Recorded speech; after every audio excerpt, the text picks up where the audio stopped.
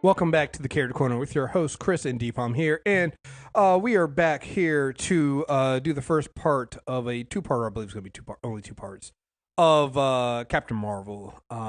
We normally go through, pick your, like, I think the last two Character Corners we did were the history of comics. And we got pretty good feedback from them. People really loved how we broke down the different ages and eras of comic books. But we are now back into doing what our bread and butter is, which is taking some character or a group of characters and breaking down their comic book history. And this is going to be an interesting one because the name Captain Marvel not only spans across several characters in the Marvel universe. There's also the whole thing of it wasn't even it belonged to a whole other publisher at one point. Which we'll get more in the details on that when we do the Shazam episode next month. But we'll touch on that a little bit here because we got to talk about how Marvel is petty and how they got the name. But we're gonna focus. This first part is going to focus mainly on Mar-Vell and then his son. What's it? Genisville, Ginny, as Rick Jones called him at one point. Which Rick Jones can be an asshole sometimes. Yeah. So that's going to be focused on this part. And then, and it's kind of weird because it normally we go in chronological order, but we're not for this one. I just felt it was better to break out Mar-Vell by himself, and then we're going to do Monica and Carol Danvers, the next two big names that had the Captain Marvel moniker. We'll bring those out in a separate episode, the next episode there. We're going to mention a little bit of Carol here because we have to, because she basically, was her second appearance was the second issue that Captain Marvel was in. But we're really not going to focus on, we'll kind of go, when we get to Carol, we'll go all the way back to her beginning and then go through her really on again, off again, terrible history, which is, it's a lot. We'll start with Monica that first episode and then we'll go into digging through Carol, which, Carol, like her and Wonder Woman, man, they're early histories, man. It's really, really not great. It's not great. So, but because there's not a whole lot to do with Captain Marvel, because spoiler alert, he was killed by cancer in the 80s. Okay. Go ahead. No, go ahead. Oh, good. This is so weird for me because revisiting this and thinking back, like if you gave me the keys to the Marvel universe and said I've got the whole toys, I can recreate the reality. In my world, Mar-Vell is a founding Avenger. Mm-hmm. Like, his death, I know it's so weird now because I know a lot of maybe casual viewers or listeners are thinking, hey, Captain Marvel, I came here about Carol. I came here about what's coming out in the movie. And we're going to get to that, I promise. But it's really important we start with Mar-Vell. You have to. Because, like, we all think of Cap as this upstanding, wonderful, like, beacon of light in the superhero community, and he is all those things. Mar-Vell was it first, though. Yeah. He was the gold standard. He was Superman. He was an alien, not of this world, who decided to love and fight for it, to the point where, except that his race didn't die. Yeah. His race came back and was like, hey, man, what the fuck? And he's like, I stand with Earth. He got labeled a traitor for it. To the point, and spoiler alert, getting all the way to his death, his people his enemies showed up, his people did not show up to his death. That's how, like, much they turned their back on him. So, yeah, man, like, we're going to get into Carol, but like you said, in order to do all that, we have to start with Mar-Vell. And even before then, we're going to go a little bit more.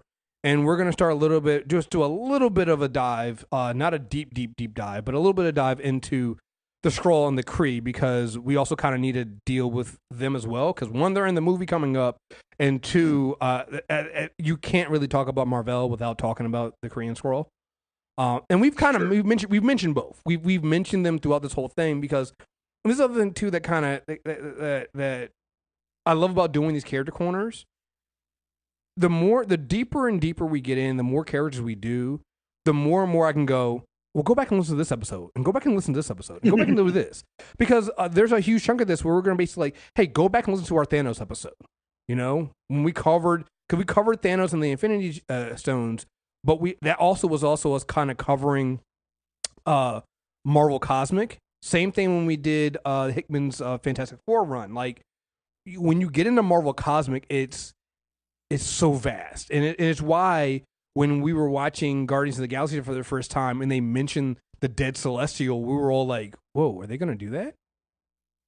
That changes everything. Like, that opens up a whole other world here, and I'm really interested in it. So, but yeah, so just real quick, Captain Mar-Vell was the original Captain Marvel, Kree warrior spy that became a hero. The next two episodes we'll be covering Monica Rambeau, the black woman who had several titles: Captain Marvel, Photon, I think Pulsar, and now she's Spectrum. And then we'll finish up with Carol Danvers, Miss Marvel, Binary, Warbird, Captain Marvel, and we might throw a little bit in there with Kamala at the end because it's not really Captain Marvel, but she's Miss Marvel now. But we'll deal with all that there. So, now before I get into this and we start jumping into some of the Kree-Skrull things, I was thinking about this, and I didn't bring this up to Dpalm first, and it's not something bad. It's a discussion I want to have with you. Because it's something. See, I don't like the way you. Why would I trust you? At this point, I'm being. When have I led you astray the last few times? Well, don't do that. Let's just ask the question. How about that? So I was going through this, and I was thinking about, we've been having this discussion about DC and Marvel films, and how DC's been struggling with, their versions of characters. Like, what version of Robin do you put on the screen? And DC's answer has been to kind of make a combination of all of them. So you get this Titan show that has the character's name is Dick Grayson, but he's looking like Tim Drake and he's acting like Jason Todd, right? You have the same thing happened when we did they did Justice League Doom, where it should have been Wally West because Justice League Doom happens to win Wally West as the Flash, but they name him Barry Allen, but he behaves like Wally West in the show. It's like they have this thing where they don't know what version of the character to make, so they kind of just make this combination character, and it leaves everybody kind of wanting, right? And I'm looking at what Marvel's doing and how they're doing the Captain Marvel. And there's still some back and forth on who Jude Law is playing. Some saying he's playing Mar-Vell. Some saying he's playing young Rog, the Mar-Vell's commanding officer that betrayed him. But just going with the idea that he's playing Mar-Vell, you're getting basically a look at, in this Captain Marvel film, you're going to look at all three of the major captains. You get Mar-Vell, you're getting Carol, and then you get a young Monica. So it feels like Marvel's basically doing something in their film so that no matter where you fell into Captain Marvel, whether it's before the 80s, whether after the 80s, when it was like, some people were like, Monica's my Captain Marvel because that's who she was, and when I was reading, that's my Captain Marvel.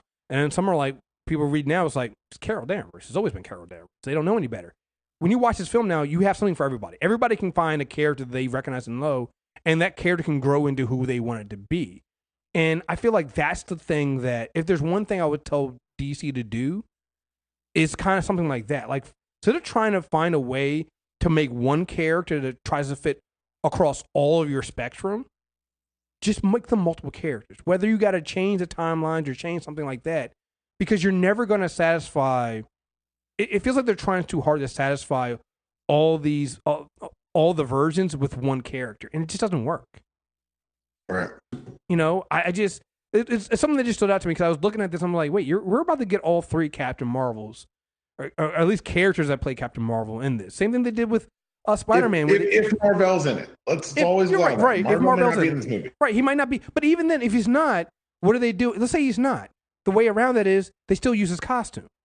The early green Kree costume, which everybody freaked out about when they saw Carol, and it was like, that's not the costume. Why is she wearing green? It was like, well, because that's the Mar-Vell costume. You have something that you can latch on to, right? There's something there. There's some kind of homage there. There's some kind of like acknowledgement of, hey, I see. Look. We're not gonna put Mar-Vell in the film, but look, we're gonna do his costume. We're gonna show you that we understand where you guys are coming from and have you something that you can kind of relate to. It's the Comic Code Authority patch coming before into the Spider-Verse. It's that nod, that wink, saying that we love it too and we care. Right.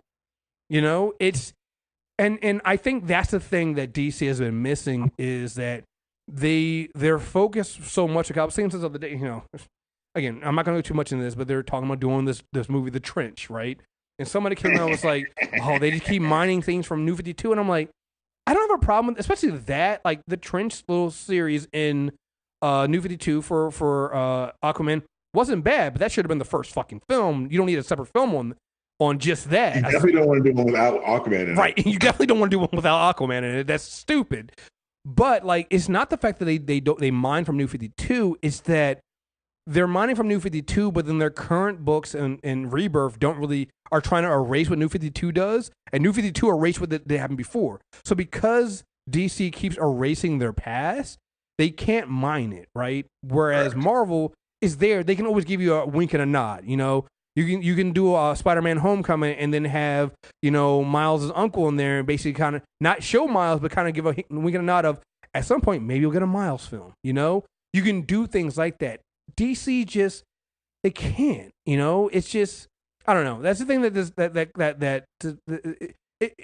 I got the idea because I was thinking about the first issue of Snyder's Batman, where he had all the Robins in there, where Bruce is getting ready to go to that function, and he has the facial recognition software go off and test the facial recognition software on everybody there, and so you have Dick, you have Jason, you have Tim, you even have fucking Damon there, right? And Damon's making the crack. Damon's making the crack about how the facial recognition software might not recognize Tim because he's not around there as much. You know, it's just like you have all three of those Robins there, so everybody, no matter who you care, what Robin is your Robin, they're all represented. They're all there. You know, and I just think that's something that DC is looking to doing because, you know, it kind of works. Or at least make a decision on which one you're going to do, and don't make them all mix. That too. So let's just make a decision. Just make a decision and stand by it. All right. Don't be cowards. Yep. All right. So let's get into this. Let's start with the Skrulls first, because they came first. And I didn't realize their first appearance was Fantastic Four #2. Yep. So which basically goes that, again, we talked about this last in the first part of our comic book history stuff. Stan Lee and Jack Kirby were on a tear. They were cranking out some absolute bangers, batting 1,000 for like 4 years. I just like. It's amazing. It's just how do you? It's mind-boggling. It's like wait. So you guys made Spider-Man, and then like the fact that there's an and then after. Yeah, we created Spider-Man. Mm-hmm. It's amazing. Yeah. So they created the Skrulls in that point, and so. It's funny to me because the Skrulls, the Kree, and technically Earth all kind of have a common thread in them, and it's Celestials fucking with us. Yeah. You know, we talk again. Go back, listen to our Apocalypse and Mr. Sinister episode. We talk about the Celestials and their experiments and how they would create three groups in a native species. It would be the Primes, the Eternals, and the Deviants. And I believe with the Skrulls, so with Earth, the Deviants end up being mutants. The Primes are the normal, regular humans, and the Eternals are the ones that end up leaving Earth and going and forming. You know, where they go? They went to Titan. They went to Titan, and that's where you get, you know, somebody like Thanos being a deviant and whatever. Right? It's all there. We cover both of that in the Apocalypse episode and in the Thanos episode, but same thing happens with the Skrulls. The Primes were the normals, the Eternals were deviants, and the deviants became the dominant species after wiping out the Eternals and the Primes in the Civil War. And the deviants were the shape changing Skrulls that we know that can change their shapes. The capital is Tarnax 4, and let me see. Let's go into that Kree, and then we'll kind of go into how the Skrulls and the Kree both deal with Earth, because it's always putting us in there. So then the Kree, so you get the first appearance of the Skrulls in issue 2 of the Fantastic Four. We get the Kree in Fantastic Four 65, which I got to go back to again. Whoever lost rights for Marvel when they started doing the movies sucked. But the one thing they did do a good job of, somehow allowing it so that Mar-Vell still held on to the Kree and the Skrulls, even though they were both founded in the Fantastic Four and most heavily deal with the Fantastic Four. They must have somebody looked up, or somebody was asleep at the wheel on the other side, that somehow the Kree ended up staying with Mar-Vell as well. So, interesting thing there. The Kree as well, also, the Kree were not just the Celestials, it was also, what was it, the Progenitors. Those did the Inhumans. You had the Celestials, again, Eternals and Deviants. And you had this weird, like, it doesn't happen. It happens later on in the timeline reading it. But I went and read, what was it, Avengers 133 and 134, that explain the Skrull and the start of the Skrull and Kree War, and how the Skrull weren't a war race at the time, and were kind of going amongst different races that didn't have the same technology that they did, and were trying to determine who could join the Skrull Empire. And they came to the Kree home world and found two races. One looks like human. The normal Kree look like humans. They don't have blue skin. They look human. And then there was a plant-like species as well. And they were basically given a year to build and impress the Skrull. And the plant-like creatures actually basically made a beautiful life. They planted seeds, and they basically made a barren, world. And I think it was the blue side of the moon. They basically made the barren side like completely full of life, and the Kree like basically built just like a military structure. And so the Skrulls were like, well, I think we're gonna go with them, and the Kree slaughtered them. And that kind of kicked off the Kree-Skrull war that kind of lasted for centuries after that. And the Kree and Skrulls have been at each other's throats ever since, Until we got involved and they drove both sides and they really hated us. Well, it's because Earth has a strategic location.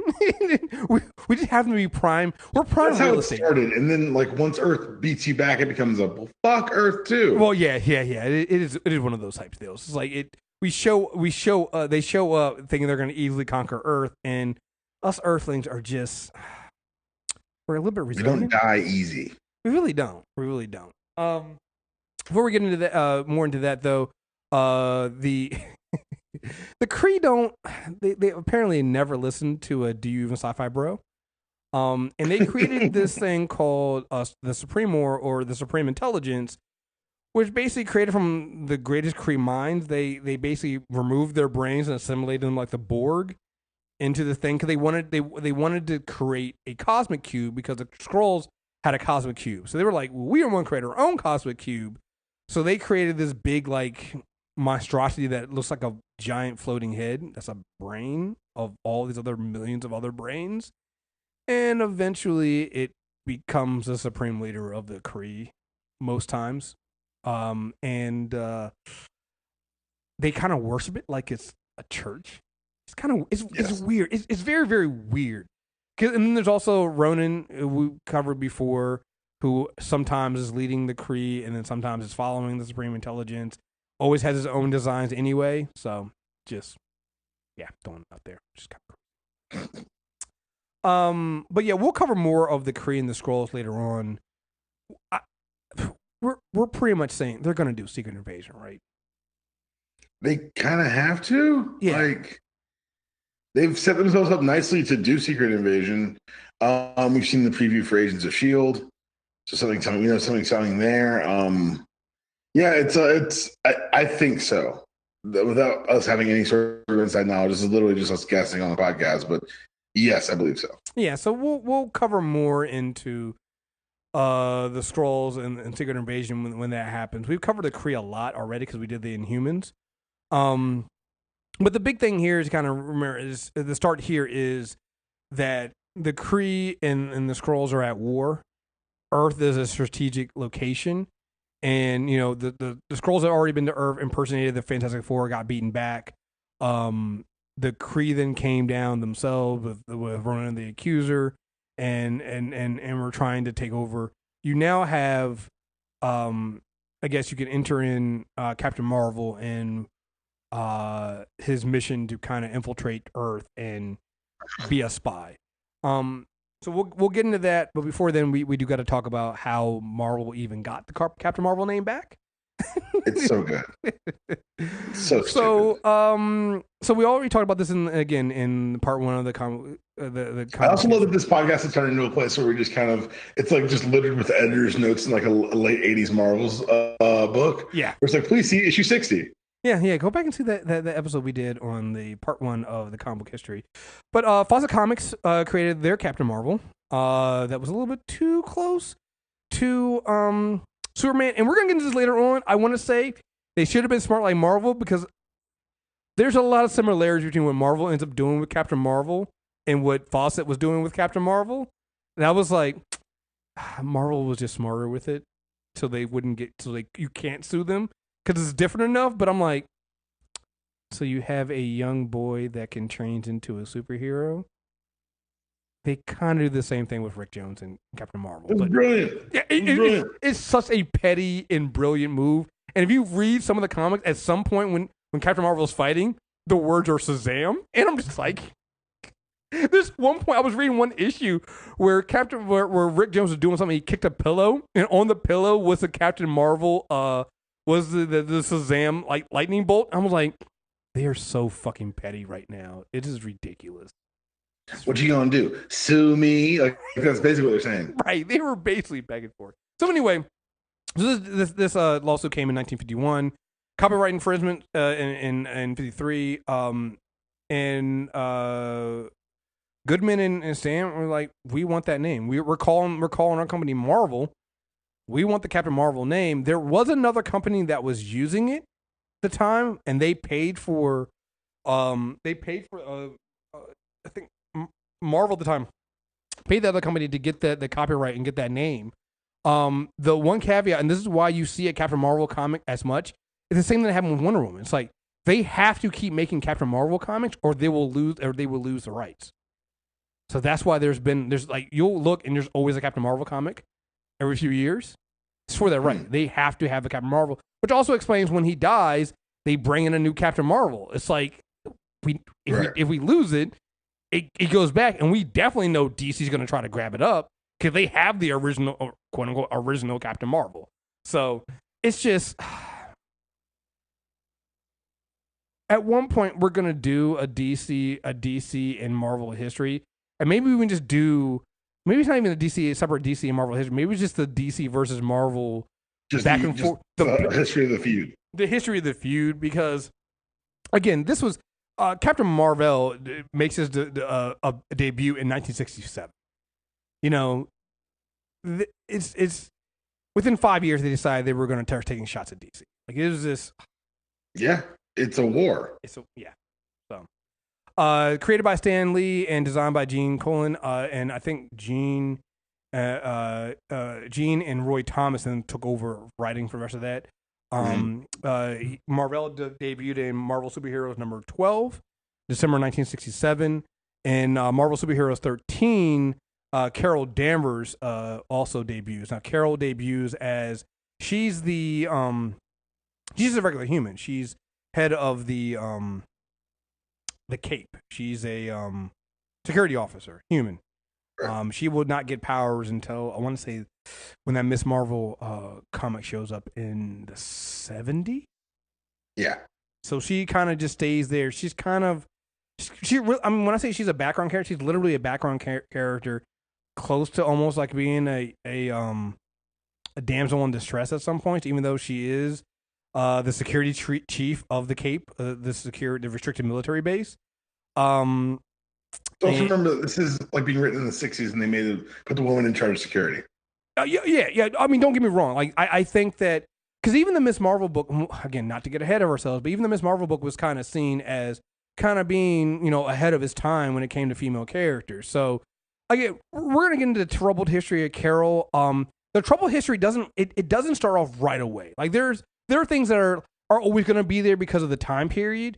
The troubled history comes in when somebody, I think, what was it, the late 80s, maybe early 90s, when the whole rape thing goes, and it just goes downhill from there. Like, it's late 80s, yeah. Yeah, that's when that comes in. But, like, up front, it's not. She's not that bad.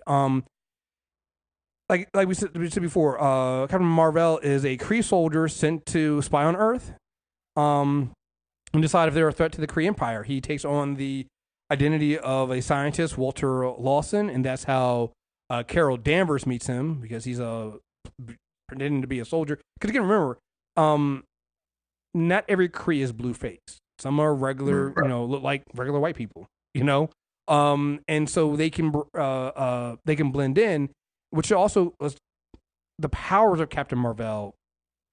It was interesting doing the reading for this, because his powers, it's not that they change, but it's a gradual change with the story to where he started from where he ends up. Like when he starts, when Mar-Vell shows up in that with that green on that cover of Captain Marvel #1, and he's in that green Kree suit. He's just a regular Kree. He has normal Kree strength. It's a little bit more stronger than your average human being because of just space. They use it because of the lower gravity of our home world. Yeah, they're strong because it's heavier gravity on Hala. Yeah, just the basics, right? He has was it the photons? What was the trying to think. The gun? The guns they had. Yeah, the unibeam. The unibeam. There we go. I couldn't remember what it was. I knew it was something silly. He had a unibeam. It's basically a ray gun. I mean, we're gonna be honest. It's a ray gun.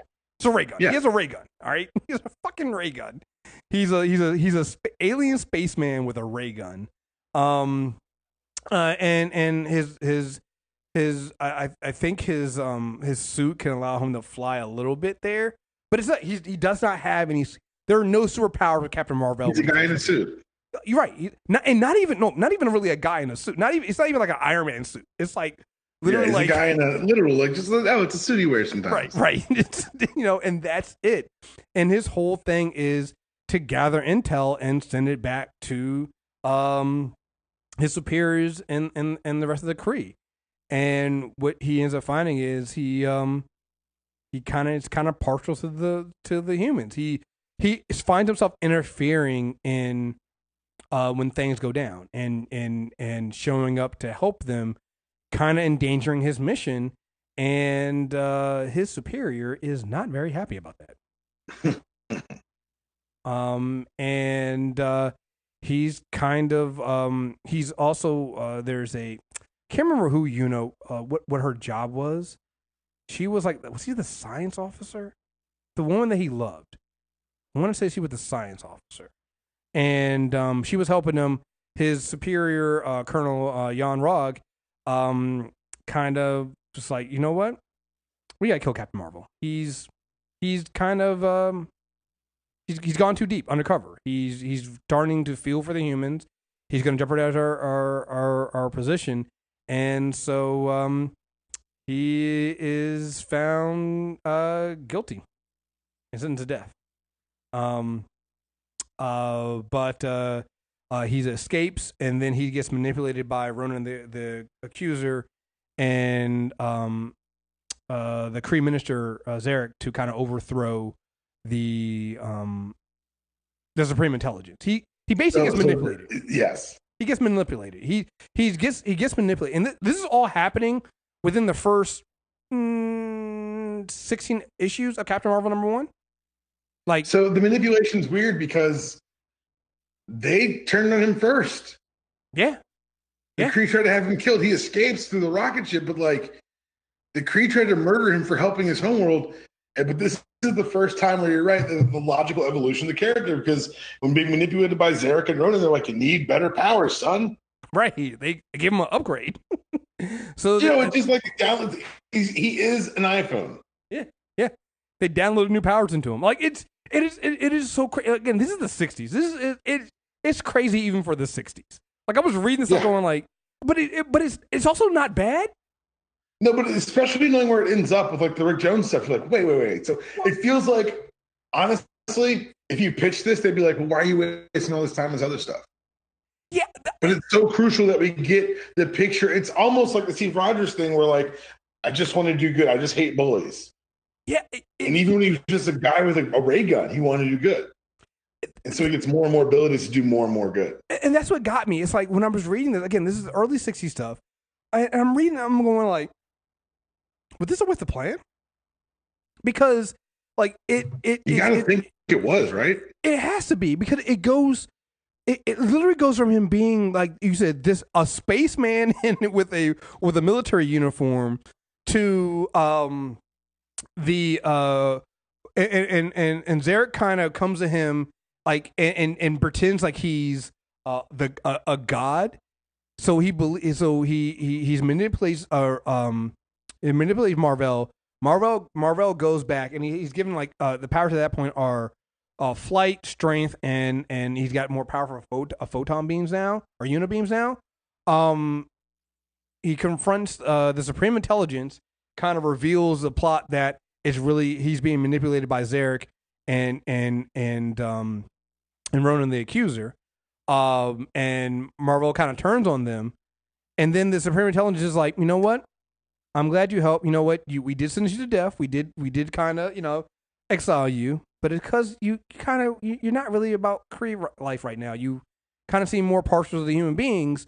So he updates him the costume. That's where he gets the blue and red costume that is become more associated with what Captain Marvel is. And also updates his powers one more time. And he's like, "All right, cool. We stripped you of your rank before. We'll call you Captain Marvel from now on." Almost like a joke, because you're not gonna be Kree anymore. And then sends him back to Earth, but he gets trapped in the negative zone. 16 issues, guys. As one is wanting to do. 16 issues. 16 issues. Like this had to be the plan, Chris. Right, but again, like, to me, if it was a plan, and I know it might sound like I'm criticizing, I'm not. It's like, it's a pretty ballsy plan. It's a very ballsy plan. It's a fucking crazy plan. So then you're like, okay, so he has a new costume, he has new powers. And what the fuck is he gonna do? Now he's trapped in negative zones. Like, what the fuck are we gonna do now? Enter Rick Jones. So it's so funny we've done all this. We've mentioned Rick Jones here and there, but Rick Jones is like that kid who's that guy who's always in the background of. He's Coulson. He's Coulson from the MCU. Yeah, you know what? That's a hell of a way to put it. If they'd ever called him, like, Coulson's a cover name, his name's Rick Jones. Like, that's what I'm like. I get it. Holy shit, that is. Thank you. I didn't even think about that, but you're right. Yo, what if this Coulson that we see coming back? What if he goes, yo, Coulson, never heard of him. My name is Rick Jones. Oh, I'm gonna lose it, yo. Hire us, Marvel. Oh man, that's crazy. But you gotta forget, like, Rick Jones is the one that got the first Avengers together. Like, he's always been there. He's first appearance in Incredible Hulk #1. Like, he's always kind of been this background. He was almost kind of like the new Bucky, kind of a sidekick to Captain America. He had an Avengers card. Like, he had a card to he's like one of the few humans that with no powers or nothing. You could just walk into the Avengers mansion because he had an Avengers card. Like, he was, talk about a come up. Going from, like, the equivalent of the president of a fan club to being a card carrying member of the Avengers. It's like, it's pretty amazing. So anyway, Captain Marvel's stuck in the negative zone, and Rick Jones has had a little fallout with Captain America, who we didn't know at the time was actually the Red Skull posing at Captain America. And he gets this feeling, and Rick Jones, Mar-Vell can kind of urge Rick Jones to go to the certain place, and he urges him to kind of go to this place to pick up these things, these Kree nega bands, and Rick Jones puts them on, and this is when, again, he basically yells Shazam. Huh? Yeah, he basically just yells Shazam. This is where, because when did DC bring Shazam in?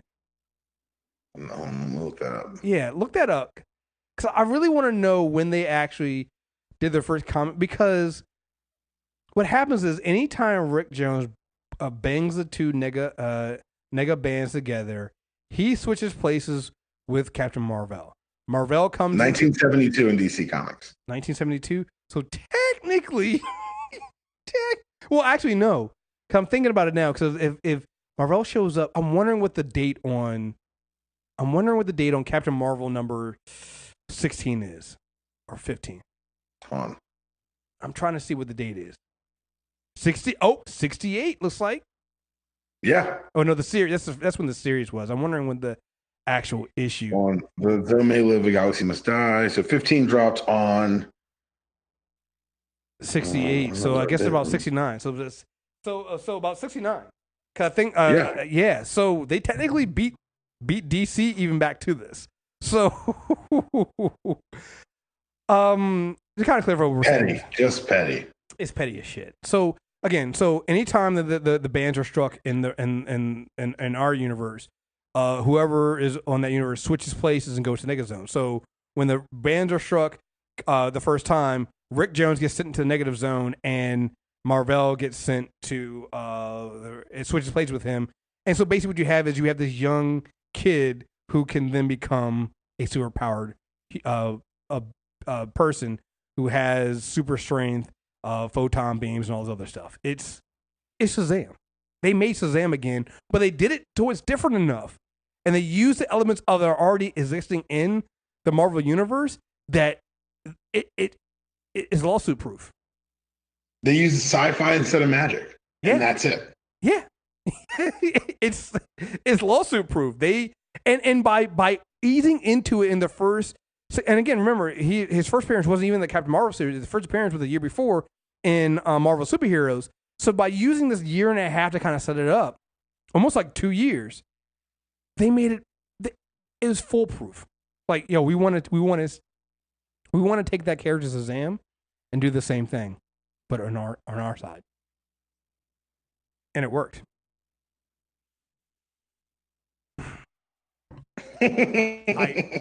Credit where credit's due, man. They worked it. So when you see Captain Marvel, most of the time he'll have these little gold bands. Those are the nega bands, and it becomes interesting because like it's Rick can the whoever's stuck in the negative zone, they can communicate with the person who's in our universe, and it's always funny sometimes having those conversations. Sometimes they're fun. Like, I'm not gonna lie, when we get down to doing his son, Janice, I love what Peter David did with that, because Rick is like the older, like at this point, Rick is kind of still the sidekick, right? He's always been the sidekick. He's now a sidekick who has powers. In that issue, he's like, he doesn't have powers, but he actually knows more about the powers than Captain Marvel's son does. So he's kind of telling him, like, hey man, you should do this. Hey, you should do this. Hey man, don't do that. He becomes like, you know what it becomes? It becomes the Firestorm dynamic. Yeah, it does. So I don't know, man. It adds this new element here, and then you get, as you go through this, you start seeing there's different things that come with this, like from when you get to when it's his son, you get to deal with him. It's not the negative zone; it's the microverse, and Rick basically forms a whole fucking life in the microverse. So, Rick adjusts really well. Rick's a survivor. Rick's gone through a lot, so I think Rick has the spot. So anyway, so you now have Captain Marvel and Rick Jones are now bonded. I think the next big thing, and we go through here, Captain Marvel at number 18, Carroll gets injured in the middle of a fight between Captain Marvel and his old colonel. Doesn't seem like a big deal because she survives.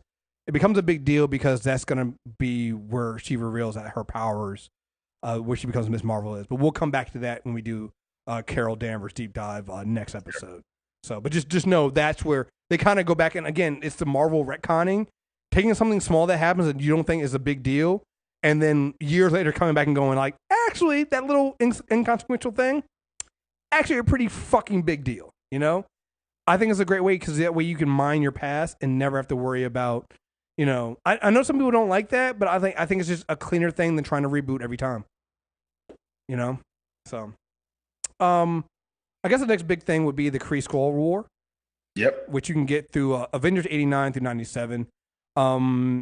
And from just seeing some of the previews, I'm pretty sure that's kind of what we're going to be getting with this Captain Marvel movie. Some kind of form of version. I think we're going to get the beginnings of this war. I think that the Kree-Skrull war is about to be all of Phase 4. Oh, okay. I think that. Okay, so spoilers on how I feel this is all about to unfold. I think that Agents of S.H.I.E.L.D. with the promo they showed and Phil Cole and Carter Gregg saying he's not playing Phil Coulson in the interviews. The Skrulls are here, and that the outcome of Captain Marvel, because it's set in the past, reveals that that's when either the Skrulls lost their planet or they lost a regiment on this Earth, and they've been building their forces ever since. Mm-hmm. And that they're gonna merge the Secret Invasion angle and the Kree-Skrull War into one massive angle, and I think that's going to be one of the reasons why why Fury's gone dark again. Mm-hmm. Because just like in the books, he becomes the one person who knows even has a beginning of the grasp of the things that they're capturing. And I think that the Black Widow movie, everyone says it's going to be a prequel. I think that she is Spy Master hunting Skrulls is a whole different movie. Mm. Yeah, I mean, it makes sense to me that because again, you got to remember. So one thing to understand, while this little 89 and 97 is called the Kree-Skrull War, the Kree-Skrull War does not end. It is no.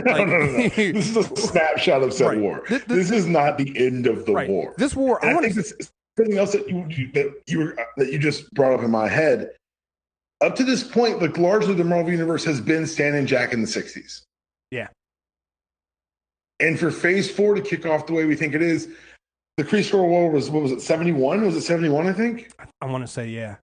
71 to 72. This is the beginning of the next phase of Marvel Comics. And, like, it's so wild because everyone's like, oh, this is crazy Marvel, the plan. I'm like, they do have a plan. It's called all the books they wrote in the 60s and 70s.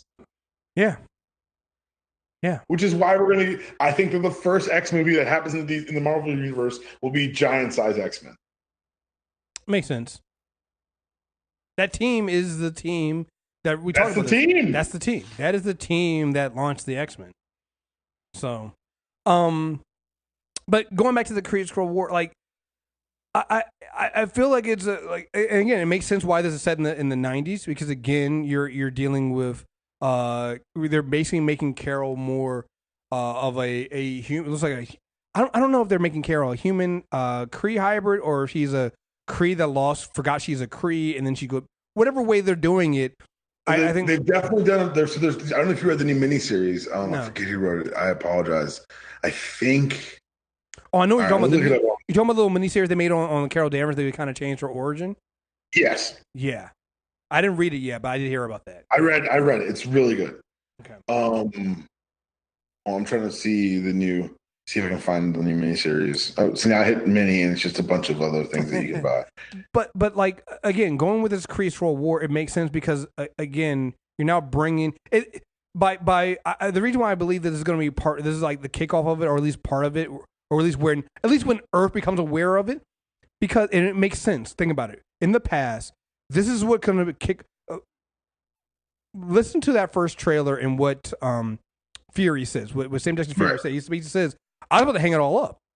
And then you fell from the sky. And it's like, this is going to be what kicks off Fury, his whole determination of moving towards building the Avengers. Because remember what he said in the Avengers, like, we need to prepare. We need to, the whole world needs to know, the whole galaxy needs to know that we can defend ourselves. If Fury becomes aware of that there's a whole 2 other empires that are basically about to try to invade Earth to be used as a strategic outpost to launch against the other ones, is that idea of his mind's going to be open to like, we need to prepare. Well, I think that's how Captain Marvel is going to end. But however it ends, but part of it's going to be that her mission is to tell the universe that this planet's off limits, right? And that the Avengers' response is reminding the universe. So we're doing Between Two Palms, available on the UDPod and the main MTR feed now. And we watched Winter Soldier last night. And at one point, Nick Fury says, the last time I trusted someone, I lost an eye. Which was a great little throwaway kick-ass line in the movie. But now you're like, wait, did you trust them because they were actually a Skrull? And is that how you lost the eye? Are we going to watch you lose an eye in Captain Marvel? What's happening now? Yes. How far out have they planned this? Yeah, I'm waiting on that. I'm waiting on I'm waiting on him to lose an eye this movie because he trusted somebody he thought wasn't a Skrull and they were a Skrull. Like, I'm waiting. I know that's going to happen. Either that or the cat takes his eye. Also, that the Captain Marvel movie we were just talking about was written by Kelly Thompson. Okay, yeah, okay. So anyway, the Kree-Skrull war kicks off. It's a little bit all over the place, but the big deal is that the Skrulls try to capture Captain Marvel because they want him to use, I think it's the Unibeam to kind of turn it into a weapon to take down the Kree.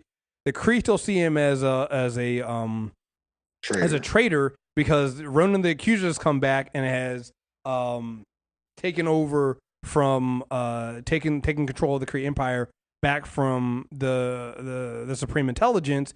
It's a whole big thing. And basically what's happening is the Avengers, Earth, and Captain Marvel are all caught in the middle. What ends up one of the things that happened at the beginning of this that kicks it off though is Rick Jones and Marvel at the very, very beginning of this, I think it's in 89 or 90 of Avengers, are finally separated. They're finally separated because of the radiation stuff. I actually thought this is what they were going to use to be the death of Marvel, Captain Marvel, but they don't actually go this way.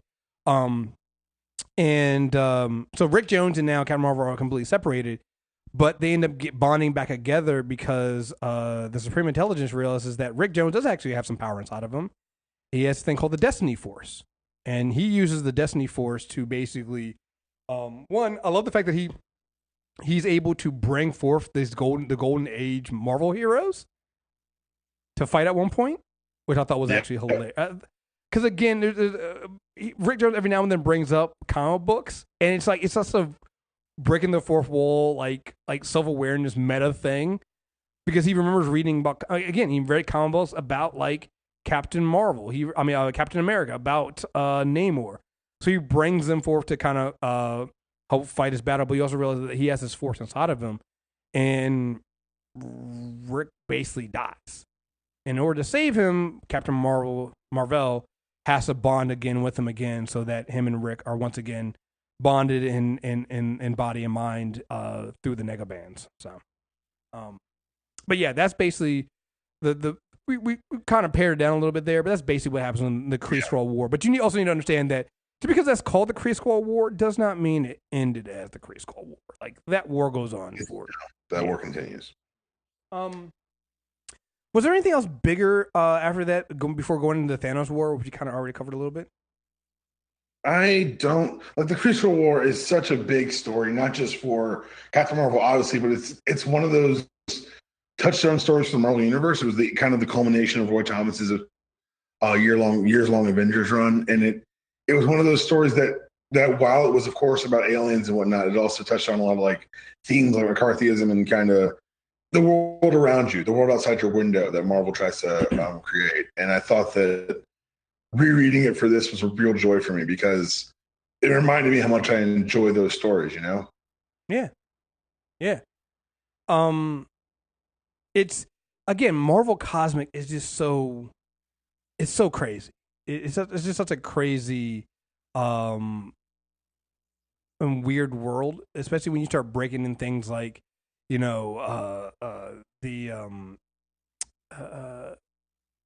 bring in the Cosmic Cube, and you bring in the Kree, the Skrull, you start bringing the Celestials and these cosmic entities like chaos and eternity and entropy and things like that. It's like, it's so all over the fucking place, but it's all good. You know, it's not to say that it's not good. It definitely is good. So, I guess the next big thing here, before Thanos would be his power changing again.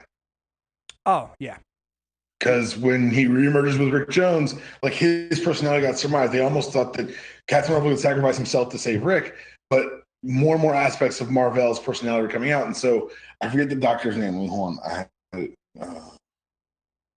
somewhere here. Give me 1 second. Sorry. No, I know what you're talking about too. Dr. Savannah, Professor Savannah, hit him with photon ray treatments. And that allowed them to reestablish their connection and give Mar-Vell more less tenuous hold on reality. But it also it made him stronger. His powers evolved again. And so all these things that are happening to Mar-Vell, his powers are evolving, his powers are changing. and it's important because they're going to come to a head in the Thanos War. Yes. We talked about this before with again, we'll cover the Marvel important pieces here, but go back and listen to the Thanos episode about this. But Jim Starlin and his vision for Marvel Cosmic took it to another level, bringing in Thanos. And with Thanos came dealing with Captain Marvel. I'm trying to think of what we didn't already cover in that. Because we did it. Because this is the first time, in my opinion, it goes from, oh, these are stories about space to full-on space operas. Because you've got things like universal constants, like you talked about. You got the entire way he powers up again here is a gift from a cosmic being named Eon. Like Drax is created here because another cosmic entity who is actually Thanos' father creates him, whose sole purpose is to kill Thanos. Like the introduction of Thanos as this big bad in space allowed the rest of the universe to become populated with these characters and these themes. And Mar-Vell actually gets dubbed the protector of the universe, giving him even more powers, including what they call cosmic awareness, which is still totally defined. I love how all of the, let's be honest here, all of the cosmic powers are poorly defined. What is Silver Surfer's powers? He wields the power cosmic. What is that? That is a unimportant question. What you asked was what his powers were, and I answered that question.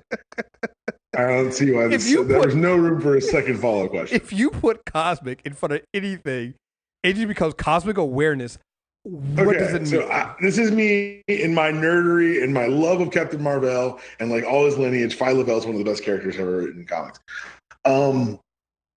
They say that cosmic awareness allows him to detect threats and perceive changes in the universe for as long as they're important to him for some reason. It can also be used internally. But so if it matters to you, so hypothetically, he's omniscient. As long as it matters to him. So like, hey, I got hit by a bus. Why didn't you know? I didn't know you? Didn't care?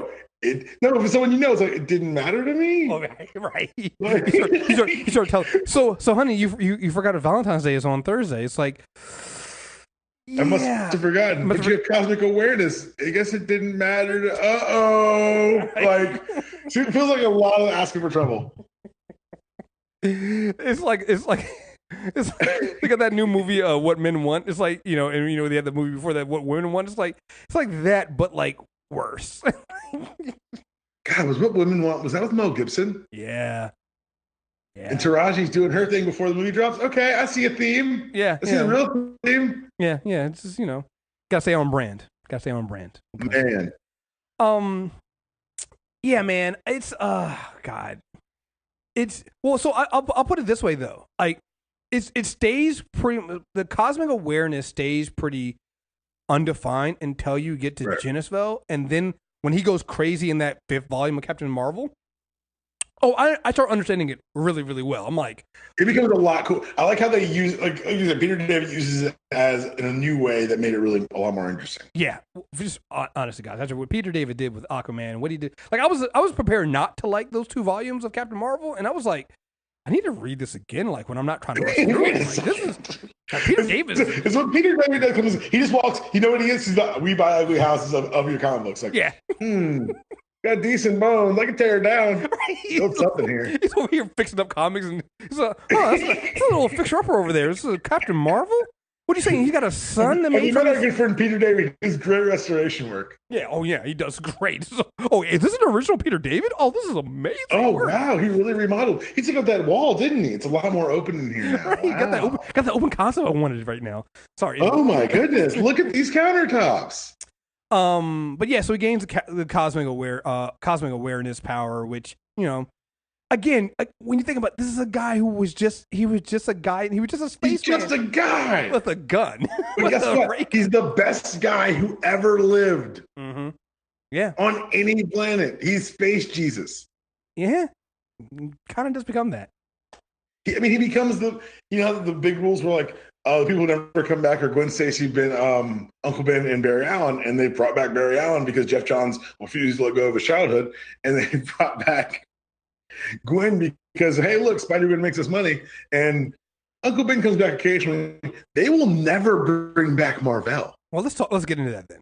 This is the big thing. I mean, again, there's several. I mean, the Captain Marvel books go on span pretty well. I mean, they had some pretty good runs in them. But I think when you think Captain Marvel, particularly in the late 80s, the thing that comes up the most is basically one of, if not the first Marvel graphic novel, which was written by Jim Starlin, and it was called The Death of Captain Marvel. 1982, man. Wow. Yeah. In earlier issues, and they collect this in the front of this, in the early, in the collection they collect this, can't remember what issue it is, I'll find it for the show notes, but he's fighting this villain called Nitro or something like that, and there is what is the substance that's leaking out? It's like Compound 13. Yeah, Compound 13 is leaking out. And in order to stop this compound from getting this gas from getting out and killing a bunch of people, Marvel seals the container with his hands. He barehands it, seals it.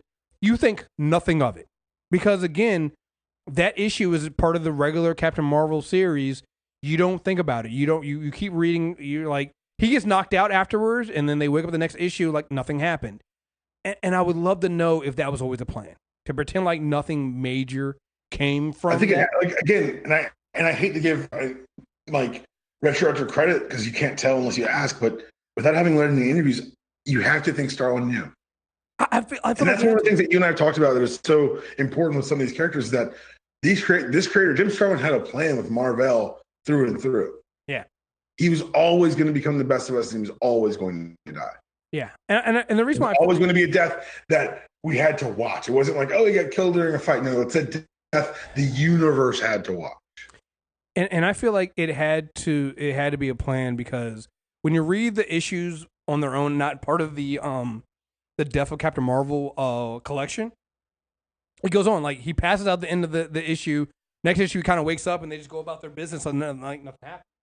And so I feel like, but that happened for a reason. So when you actually get the graphic novel and read the graphic novel, basically, it's Mar-Vell has gone to Titan with. Well, actually, no, it's not Titan. He's with Mentor and Eros. Thanos' brother, father and brother, and he's there to basically retrieve the body of Thanos, who's was at the end of the Thanos Wars was encased in stone when his fight with Adam Warlock, and Mar-Vell is on some. He was an enemy, but he didn't deserve this. He should be back home, and so they all come together to take Thanos' body back to Titan. And some of Thanos's like minions show up and they try to fight. And during the fight, I mean, between Mar-Vell and Captain Marvel and Eros and Mentor, they take down these people easily. But like Mar-Vell starts coughing, he seems weak, and they're trying to figure out what's going on. And that's when you get that panel when they go back to when Mentor examines him. You get that panel where he says. He explains what it is that Marvel has. It's like they call it the I think the Kree call it the black end. He calls I can't remember what the people on Titan call it. But he was like the Earth people call it cancer. And Marvel goes he had turned this cosmic awareness on himself, so he already had known it. Because as a matter of fact, before even all that, Eros had come in and walked in on him, basically giving these notes and writing basically. Doing a memoir, a journal, an audio journal. He's like, "What are you doing?" He's like, "Well, you never know. I'm not going to be here that long." And Eros kind of blows it off. He's like, "What the fuck are you talking about?" And he reveals that he's known he's had cancer. Also, we kind of didn't mention this. This is one thing that did happen during the Thanos Wars. Is he meets Elysium? Was it Elysium or Elysia? Elysium, and starts a relationship with her. It comes in important later on when it comes to the kids. That again, I love how this stuff just happens. It's just there was no mind your history. Just don't throw it away. Yeah, because there's more there than you thought. What you then get is a graphic novel of all of the heroes on Earth and all these people trying to come together to try to save Captain Marvel, with him pretty much accepting his fate. Right. And man, it's hard. Yo, and the fact that, like, so basically it becomes people basically coming and giving their last respects to Captain Marvel. The Skrull send the fucking medal. Like, this is someone who is the bane of their race. They gave but even him they're like, yo. They gave him a Medal of Valor. They were basically all like, respect and love in the world. Like, he fought for what he believed in. Right. Which is all like the Skrull or warrior race, and the Kree are kind of scientific and egalitarian. The Skrull at their core are warrior race. So, of course, their greatest warrior, their greatest enemy would be highly exalted. The Kree send no one, no help, no thank you, because he's still a traitor to them. Yeah. His own people disowned him. And it becomes like Tony tries to, like, and you're thinking, oh, what about all these? Trust me, they try it. Yeah. Stephen Strange tries it. Reed tries it. Tony, the greatest minds you can think. Everyone's in this graphic novel because they all want to help Mar-Vell because of everything he means to this universe. He's Superman. Mm-hmm. And you're watching Superman wither away and die at this enemy he can't punch, kick, or fight. And it's ripping these people apart. But the beauty of it all, like you already said, he's accepted it. He's come to terms. He's at peace. He's known. Mm-hmm. And the last thing he sees as he fades is Thanos. And he's not there to fight or to restart what they had. He's there to walk with Mar-Vell alongside him towards death. Wow. This was Starlin's plan. Yeah. These are all the toys he built. Like, he made these characters to tell this story. Yeah. What if we killed Superman? What if we gave you Superman, and what if we actually fucking kill him? Not in some big fight that we can sell 4 issues of. What if we give him cancer and no one ever notices? And he does not come back. And everyone's like, oh, and they do this like once or twice a decade where like the Skrull are attacking and oh, look, it's Captain Marvel or the Kree are back in a Captain Marvel proto-clone or whatever. It's never him. It always hurts. And it always reminds the characters in the book that, man, we miss Mar-Vell. Yeah. Like I know we covered it in Thanos Imperative where there was the other Mar-Vell, and it really hurt because he was evil. And everybody's like, "That's not, it can't be him." We saw him die, and it was the big deal about him dying. Then, there's a issue in Peter Davis' run with his son. I'm trying to find the cover of it, the issue of it, where because remember it's issue 11, Captain Marvel. He meets his father. Janus meets his father, but is his father from basically another alternate timeline where Thanos won. But but Janus doesn't know that. But he finally gets to have a conversation with his father, and it's again at every one of these moments, it's so good. And even in that world where Thanos won, he still had cancer. You know, it's the one I want to say it's the one death. It's the one death in the Marvel universe that sticks there. Like you said, there's Uncle Ben, but I feel like Uncle Ben died in the first issue. Like, he wasn't like, this isn't a character you sit there and read about. Like, his death matters, but like, it's if DC had kept Barry Allen dead. Yeah, no, seriously. Yeah. Because they were never going to keep Superman dead. Well, like, I think, like, going back and reading this, because of course I wasn't alive for when these books came out, so I read them all in retrospect. But now, like, reading them now, it's Jim Starlin said, "I'm going to give them Superman. I'm not just going to give them Superman. I'm going to build Superman in front of them, and then I'm going to fucking kill him." With some of the, again, it devastates the universe. The fallout of Captain Marvel's death was so real in the Marvel universe. There's that panel where the rest of the heroes are looking amongst themselves because they're basically like, "Yo, why have we not put our resources together to beat cancer? Why haven't we done that? You know, what were we doing?" Let me see if I can find it. It's like, all doors slam in a room full of the world's most powerful beings fall silent. But isn't the irrational outburst of a youth and pain that humbles them? For if Rick Jones had remained, he would have learned that all within that room had already arranged to go to Titan to work with Mentor in finding a cure for Marvel's illness. No, that which has subdued them is a common question they each ask themselves. Why? Why haven't we used our genius abilities and powers to stamp out this dreaded killer before this? Each has his own answer. Each finds his own answer unsatisfactory. It's just, yeah, man. It gets you, man. It gets you. It's the one thing that still matters, you know? You know, when the Skrull shows up and he's like, Captain Marvel, I greet you in the name of the Imperial Skrull Empire. I'm not here because you are our enemy, because you have always been our greatest enemy. No being in the entire galaxy has ever faced our armed might so bravely or thwarted our plans as many times as you have. You are quite possibly the greatest warrior who ever walked the stars. We Skrulls are martial race, and we have long respected your skills, deeds, and courage, even though you are our foe. That is why I have come by order of the Imperial Council to present this to you. The Royal Skrull Medal of Valor. And he says, I salute you, Captain. May your passing be swift and your afterlife reward great. Just, it is like, yeah, man. That's the thing, man. That's the death that really matters in the Marvel universe. You know, they'll never bring them back, and they shouldn't. They shouldn't. All right, so we're gonna end this in this episode talking about the children of Captain Marvel. So Elysius ends up impregnating herself with his genetic material. Basically, Okay, let me say something before you started.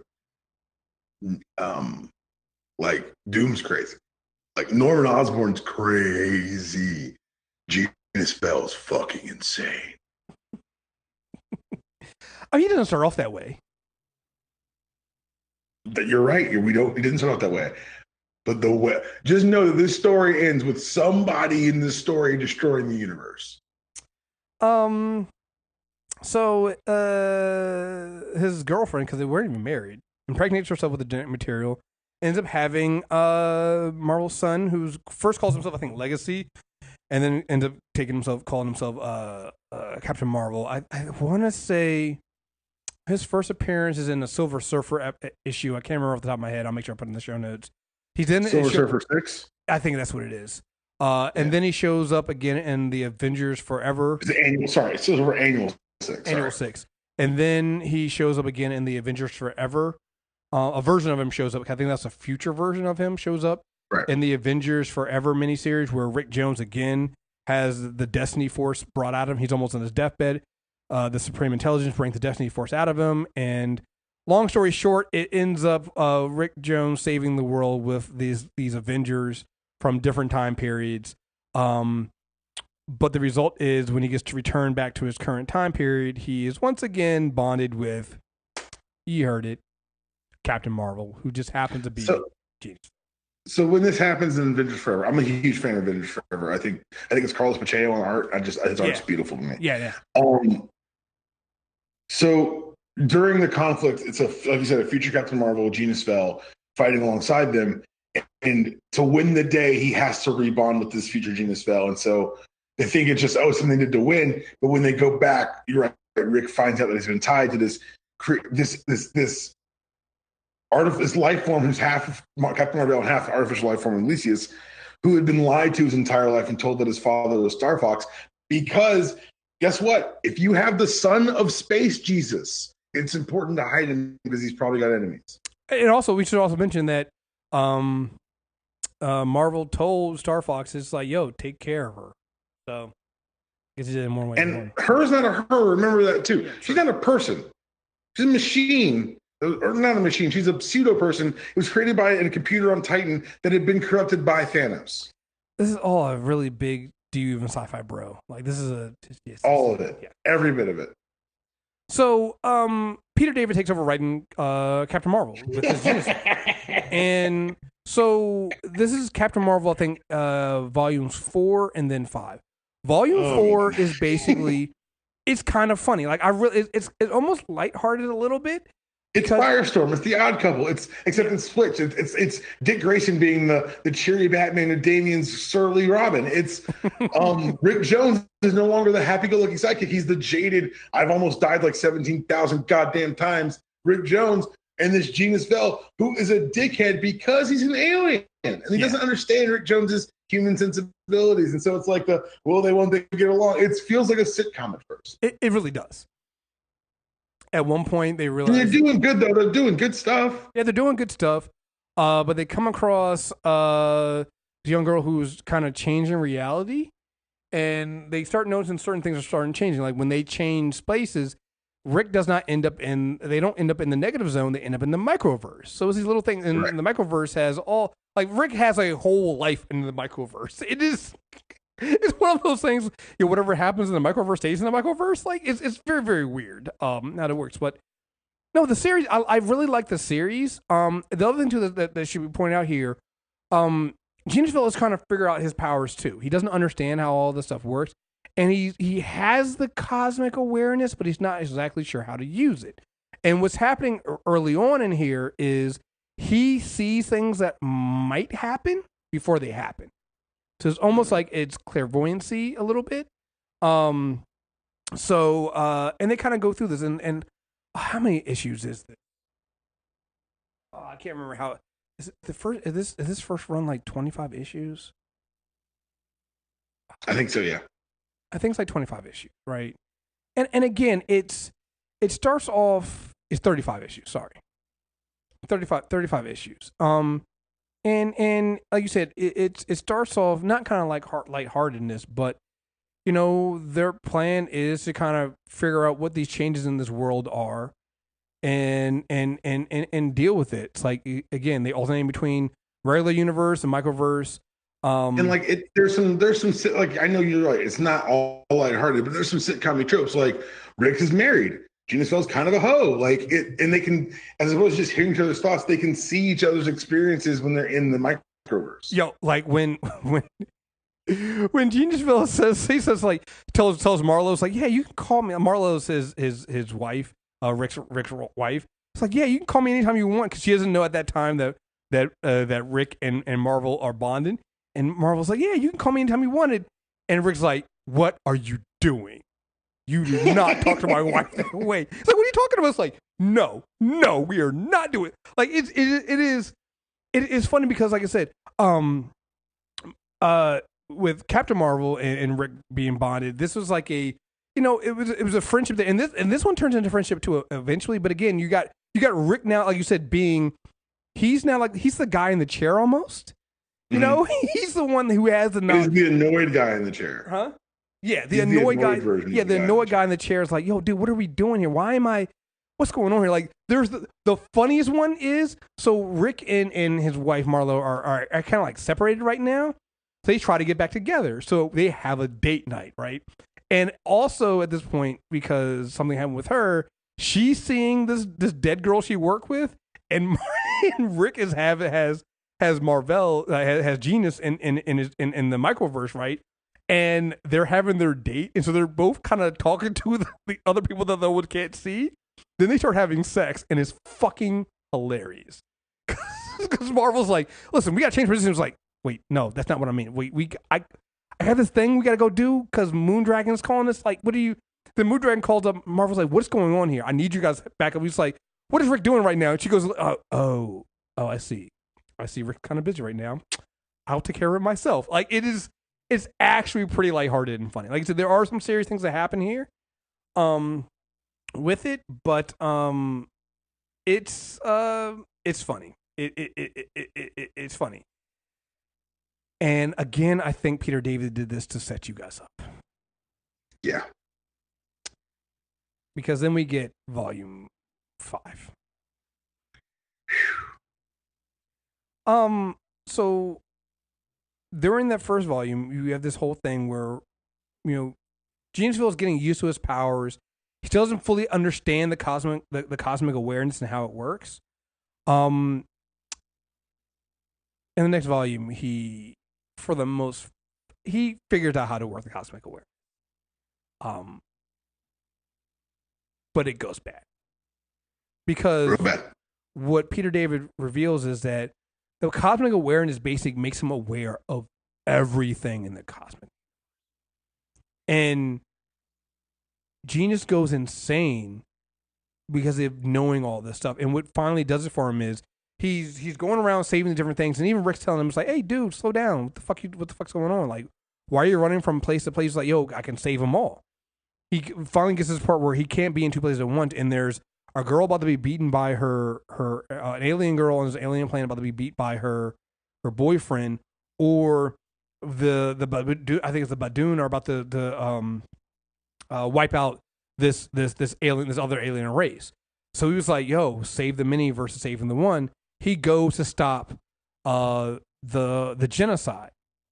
And right in the middle of doing that, all of a sudden, again, he becomes cosmically aware.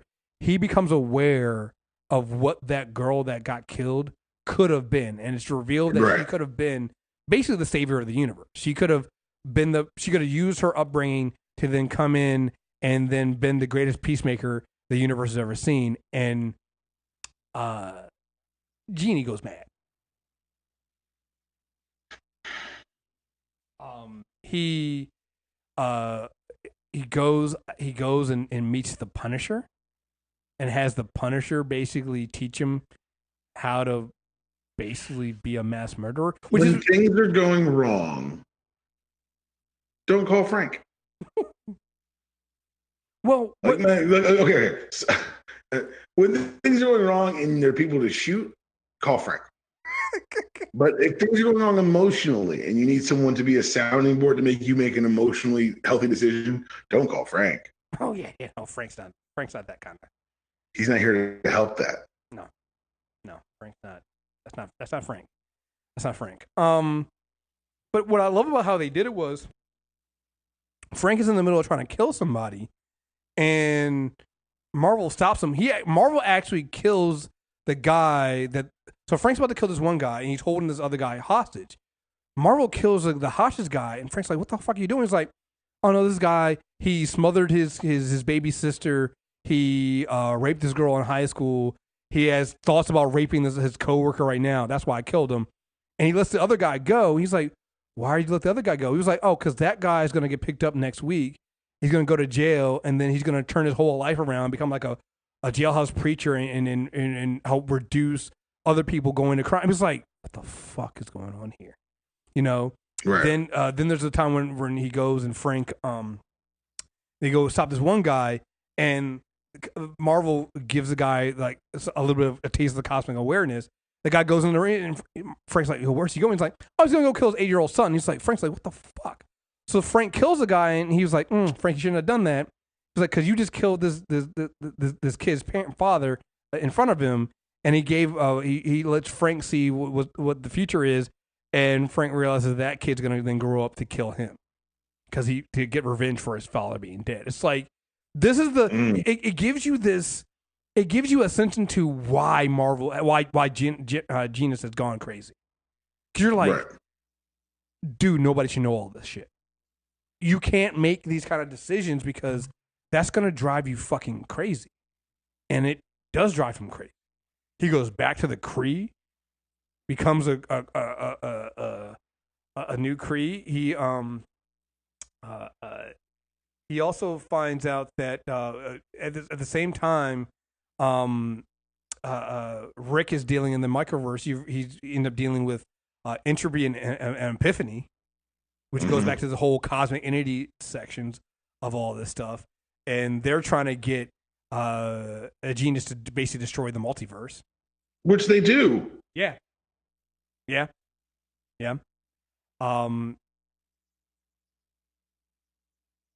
It's revealed that all of a sudden now, he has a new sister. He has a sister now. So, in reading about this, I didn't know I learned something about this.